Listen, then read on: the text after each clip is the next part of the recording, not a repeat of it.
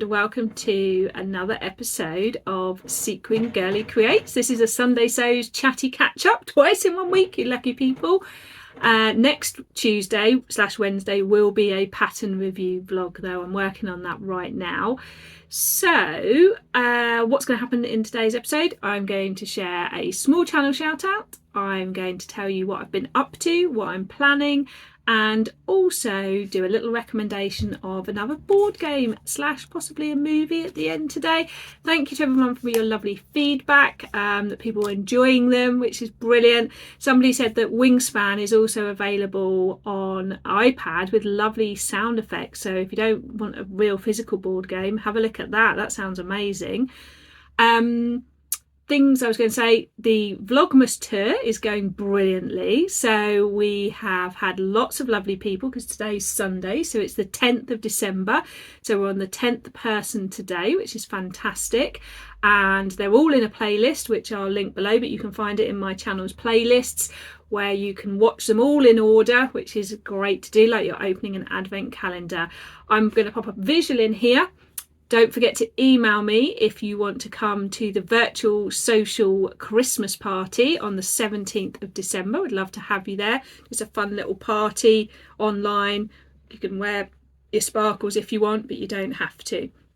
All right, what I'm wearing, everything else is shop bought or vintage or second hand, but I have got my gorgeous Jazz and Wow earrings on, which were part of a previous one of the Advent Day gifts from the lovely Christine.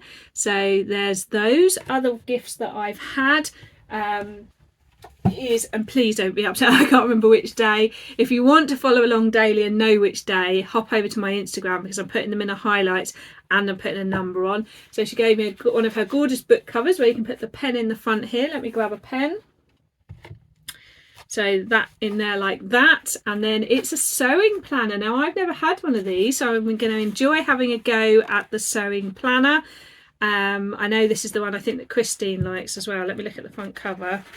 Yes, it is. So I'm going to enjoy that. Has it got like a, yes, it's got a project index at the beginning, which is great. So I'm going to be, oh, and sewing goals and bucket list at the end. Definitely going to do that. I've also had some snag tights. I have shared them on, as I say, on Instagram, but I've got these ones which are like candy canes, so that could be fun. I was thinking about when I was a teacher, these have been perfect. They're lovely and soft and thick. Even though I wouldn't necessarily wear a short skirt or whatever with those, just poking out underneath the bottom of a dress, they'd be quite fun. I think I'm going to show you how I would style some of these jolly snag tights. Let me just go and get some of the other ones I've had. So I think I showed you the mustard rib ones and the pink ones with the cat faces. Well, I tried them on and the cat face is right on the knee. So that's a perfect secret fun thing for me. Had these ones, which I love as well. I think they are lips, but I really like them because, again, it would just be that poking out around the ankle. So I'm definitely, if you'd be interested, let me know and I'll do a little bit of a styling with the more fun tights. And I'll have to put a picture in here because they're downstairs and I put them away already. Christine gave me gorgeous zip, like the continuous zip, and it's like leopard print. It's very me, so thank you, Christine, for that as well. So I will pop a picture in here. Other things, I have found a local company to me that's only 10 minutes away that does A0 printing, and I can go and collect it, and I'm tested it out for same day. How exciting is that? If you're wondering what I'm talking about, on my last catch up and on Instagram, I shared the frustration I have with sticking patterns together, but there's like the whole conflict, isn't there? Because I want to do a project, but I've got to wait to order it, and I've got to think ahead, but actually I just want to sew it. And this is all prompted by the fact that I wanted to make a billie, and I went 54 A4 pages to print and stick. That'll be the end of me. That is not my idea of fun. So I thought, do you know what? Let's see if I can find a company. So if you haven't, definitely look at printing companies and give them a call, because I called one and they said they didn't go that big, but they then recommended another person to me, called them, and they're only 10 minutes away, as I say. I had a little chat with them, asked them how much it would be, then compared it to where I normally buy from, and no postage, and it's a small local business, so thumbs up all round. that reminds me of something else I was going to do today. Right at the end, around when I do the game recommendation at the end, I'm going to recommend some small businesses for you, not necessarily sewing things, but things that you could buy other people, not just for Christmas, but presents or just for yourself. And what I wanted to say was, if you've never seen this, when you buy from a small business, we can't expect Amazon Prime level next day delivery. And we've got conned into this now. And I think that for me personally, and I'm pretty sure for a lot of other people, not all, but for a lot of other people, even if the present didn't arrive in time, a little printout with a picture or a message saying, I've bought from a small business and it's coming soon, they'd be fine with that. Even children sort of like at 8 and 9, they'll have other presents. No one minds having another present to open a week later or whatever. In fact, it reminds me, when I was a child, we were always encouraged before we opened any presents on Christmas Day to choose a few presents to put in the cupboard under the stairs to open the following days when we'd lost momentum a bit or needed a little lift. So that can be what this is seen as. So I'm going to just do a few recommendations of things because it can be tricky to find small businesses. I have mentioned before, I do love a little pop on Companies House to see if they really are small. A lot of alcohol companies do that. They make out that they're like a small business and then you find out they're owned by Heineken. Not a particularly fun hobby, but I find it interesting. Right, okay, small channel shout out. I'm going to do the lovely Ruth, who you've probably heard me talk about before. You may have seen the lovely Ruth on the live we did about how to set up a sewing social. And Ruth is the same name on YouTube as she is on Instagram, which is Seamstressed Ruth. I think I've said it right. I'll put it in the link below. She's gone and set herself up a YouTube, which is fantastic, and it would be lovely if you could pop over and have a subscribe and a like. Ruth is a gorgeous person. She is one of those wonderful people that's really good at championing other people and encouraging other people. It was Ruth that invited me to the first ever social I went to. Ruth that sometimes encouraged me to do things that I haven't done. And she's just a really lovely person. And I know she's had some other shout outs, but I wanted to shout Ruth out too. Right, what have I been up to? I have been having a massive sort out this week. I don't know if you ever get that, where there's what I call two levels of tidying. There's the surface tidying and then there's deep tidying. I think I've talked about that before actually. Surface tidying means you can look around and go, oh, things are looking good. But then you open a cupboard and it's a bit scary, or there's not things fully put away properly, or all it takes is a tiny thing and then suddenly you're in a mess because things don't have proper homes or you've got things that you don't need. So I went on a bit of a mission this week. 3 bags have left the house for charity shop. 3 boxes of books have left to go to like a bookseller. Another bag of games and books is leaving the house on Monday to go to be given to a teacher. I have sent parcels out on Vinted that I've sold and listed. I have decided to part with a lot of my teaching resources now. I've hung on to them and I've realised I'd rather someone else enjoyed them. I just get what I need when I need it. If you know anyone teaching year 4, 5 or 6 who wants any teaching books, do let me know because I've still got a massive pile. So that sorting out has meant I haven't got as much sewing done as I would normally do. However, it is helping with the sewing room that got the broken shelf unit, because it's easier to see what needs to happen in there as well. Oh, we've got a massive load of comic books. If anyone knows anywhere that they could go, that we'd like to sell those, but that's a whole different story. And I put some bits on Facebook Marketplace as well. So I've mostly done the sorting. I'm going to stop for a bit. You might notice that the Lego tree that was normally here, now that's my printer there with the Christine's Advent on top, and surfaces are much clearer. When it's fully done, I'll do you a little tour around, but it's not just been this room but everywhere. But if I just tilt up here, oh, what's that on top of the wardrobe there? That is where I'm storing all the fluffy fabrics that you can't roll and you can't do anything else with until I've sewn them because they're getting in the way.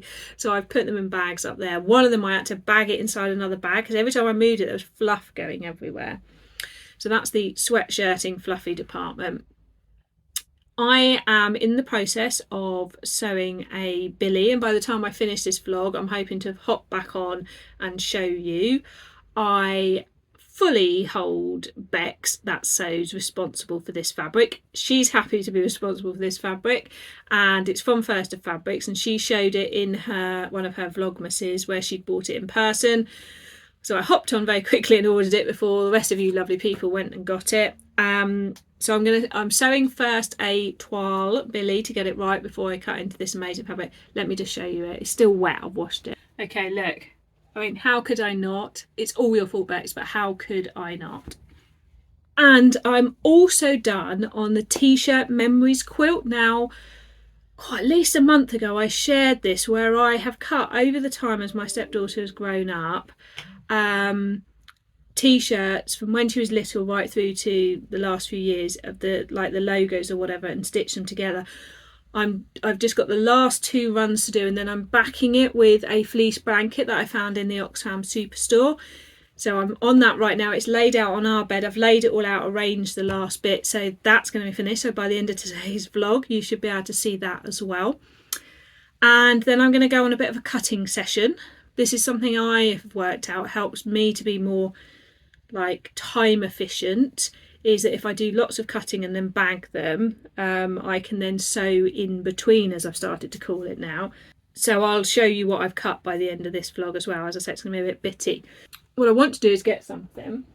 So first of all, in the big sort out, I found this that I'd done a few years ago, and I was thinking, let me bring it up close, how amazing would that be as a fabric? So I'm going to look into whether I can scan it and try and make my own fabric. But what I was really coming on to was to find this. So if you haven't seen, I did pop a reel up on Instagram of a document I've designed that you can use to review your sewing for the year. I will link below how you can go and get it, or you could just email me and I'll send it to you. So I've called it the Sewing Year Review, and this will go alongside the year compass that I talked about last time, which I've also linked on Instagram so you can download, and I'll put below. Very soon I'm going to do one where you can almost like pause me and do it with me if you want, but also talk things through. So if you want to go and grab this, it's free. I'll put it on my Ko-fi as well, but it's a sewing year review. I've got top accomplishments, highlights, setbacks, things I've learned, things I will do differently, things to start, stop, continue, and next year's priorities. And I'm going to keep revisiting these as well, I think. So I'm going to share it with you so you can do that. So we'll do a special one with all of that. I've been working on my year compass review as well, so I haven't finished, but I'll just give you a little sneak peek. Look, lots of notes on there on that one, and that was the going through your calendar. That was quite surprising actually. It's quite easy to forget, so I definitely recommend it. So what I'm going to do is bob off now for a bit and do some other things, and then I'll catch you later. Okay, so I'm back. I'm in a different outfit. I am in my patina blouse hack dress that I've shared before. This gorgeous autumnal fabric from JB Fabrics in Slough, and I have on a pair of, let me just get my leg in the air for you, a pair of the snag tights, rib tights. Oh my goodness, they are snug and warm. All right, so let me catch you up. I have finished the t-shirt quilt, so I used some leftover duvet, not duvet cover but duvet that I had, that I'd made some cushion fillers with, and I patched the pieces that needed wadding. I stitched on that to sort of puff it down. Then I used a mustard fleece blanket that I bought from Oxfam Charity Shop for £3.99, and it was perfect size. So I stitched it with right sides together like a cushion cover, left an opening to turn it through, and then stitched the last bit through. I decided not to do binding. I felt that this was a cleaner way to do it. I used my usual sequin girly sort of maverick creativeness. I didn't worry about everything being the same size. I just worked out on fitting each row together as I went, trying to include the bits of the t-shirt that I wanted, because ultimately that was what it's about. And no one will notice whether it's perfect or not, because it'll be folded and scrunched and ruffled around, and it's much more about the memories. So that's my gift to you this week. Don't fixate too much on those things. Right, let's talk Billie jumper. So I did make the toile, as I said, and I made it in a fabric from Pound Fabrics, which I shared with you a while ago when I bought it. It looks quilted like this on the outside, but it's flat on the inside. It must have some kind of quilting, because look, it's got like this fluffiness that pops out. So I made the size 5 because I looked at the measurements and the finish measurements, and also I always run the philosophy it's better to cut it a bit big, because you can always bring it down, you can't bring it back up because there's no spare fabric. Put a red jersey cuffing round. I did a nice deep one, because at this time of year you want as much sort of protection as possible. I really like this quilted style jersey actually for it, although it does feel quite man-made, but this time of year it's not such a problem, because you'll always have something underneath between you and your skin on it. It was too big, like everywhere, so I forgot what I needed to remember about tinning the buttons, which is I should do a small shoulder adjustment, but also it didn't have any curving at the sides. Now there's a weird pocket thing which I didn't do, so I actually went back round the arm cycle to bring that in a bit, because I did it all on my overlocker, so it just cuts that off. I then went round the waist. I pinned where the waist was and did a curve in, so you can see there where it's curving in now at the waist, which was more flattering. But interestingly, now there's a bit of bagging at the back, so I paid attention to that. And remember, this was a toile, so I can wear this at home without worrying about that, because if I'm sitting at my desk working from home, doesn't matter. I will put cuffing on the sleeve, but this was the toile, so I haven't finished it yet. I'm going to experiment with like the cuffing band at the bottom, because various people have had different opinions about that, and I'll use the toile to try that out. But I couldn't wait. So the fabric I showed you,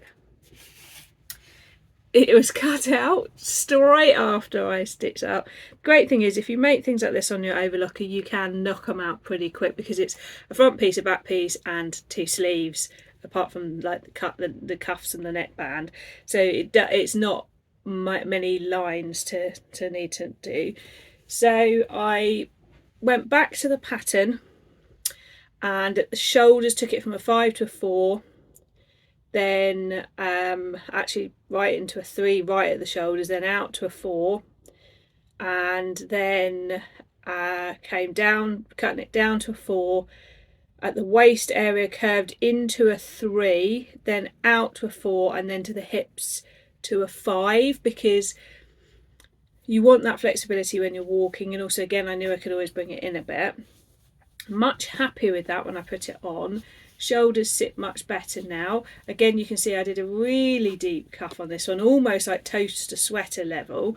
So next time I do one, I'm actually going to do the neck part even steeper, because if you want it really high, you don't want this level of width for me, because obviously where I'm a little shorty, I don't need that.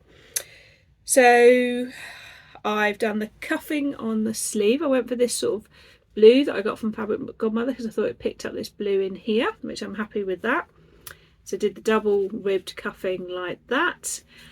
But I put it on, and still the back had lots of bagging, and not just around like the bottom area like it needed a sway back, but just all the way like around my shoulder area and everything. And I thought, you do need wiggle room, but I took the maverick decision, like I do. I unpicked because I always put the neckband line at the back. I unpicked it here, and then I did a seam all the way down the back, taking out about 2 centimetres, so obviously a centimetre of fold.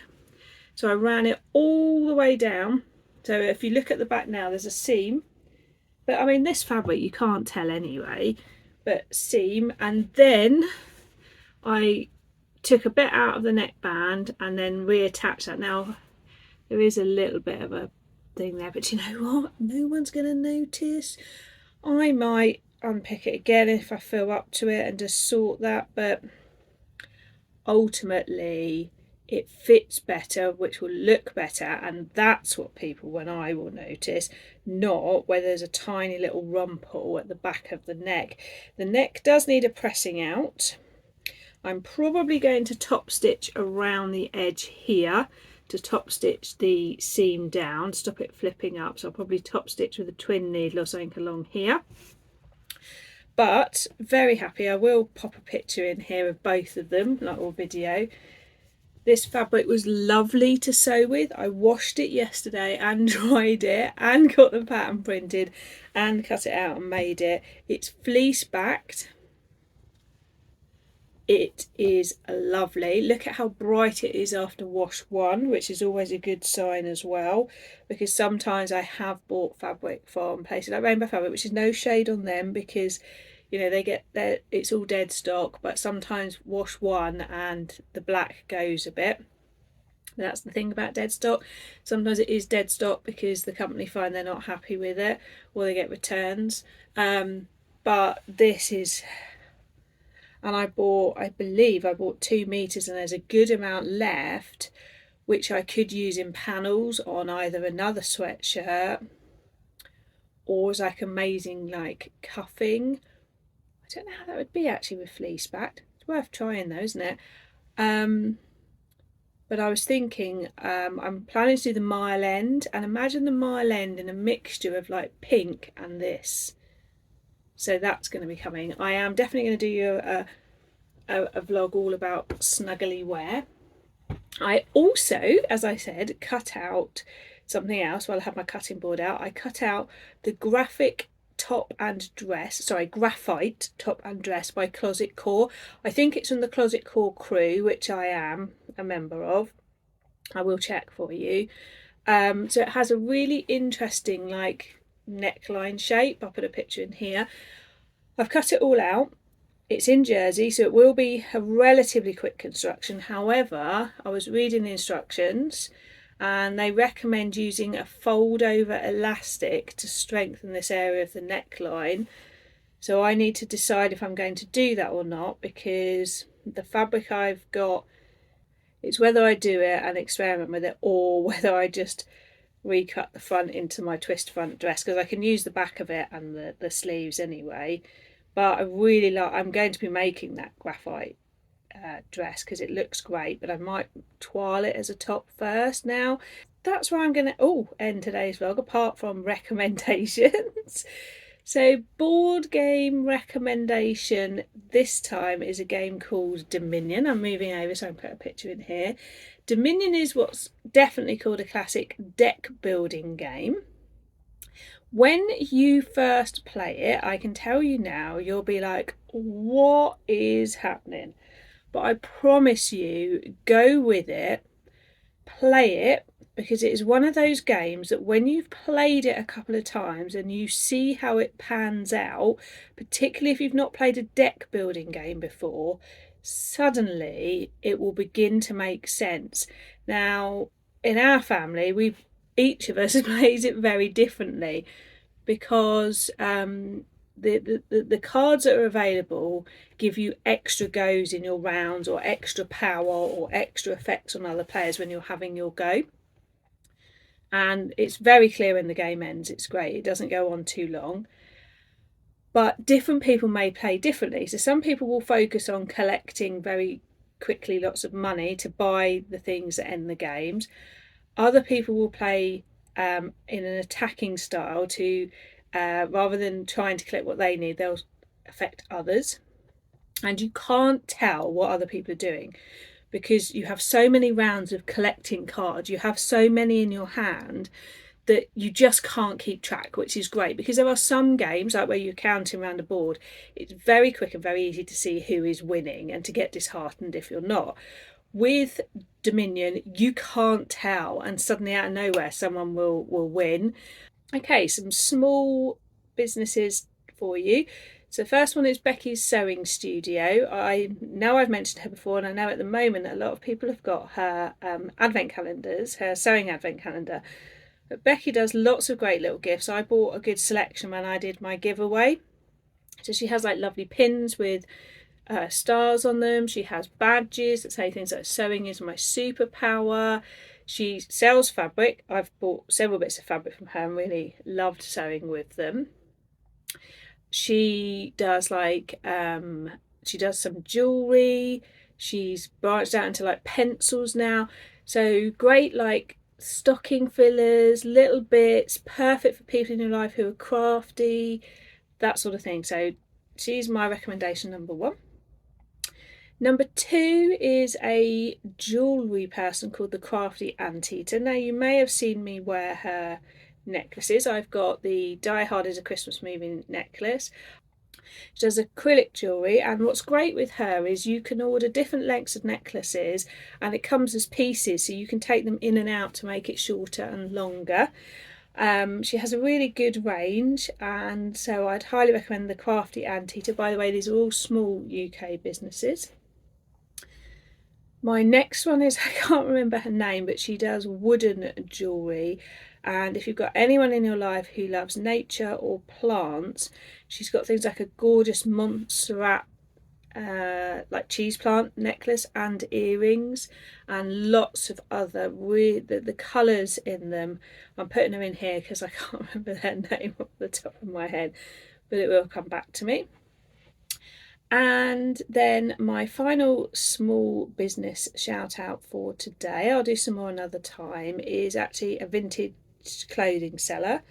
I'll do two of those actually, because if you've got someone in your life who likes clothes, who likes unusual clothes, who likes a particular era maybe,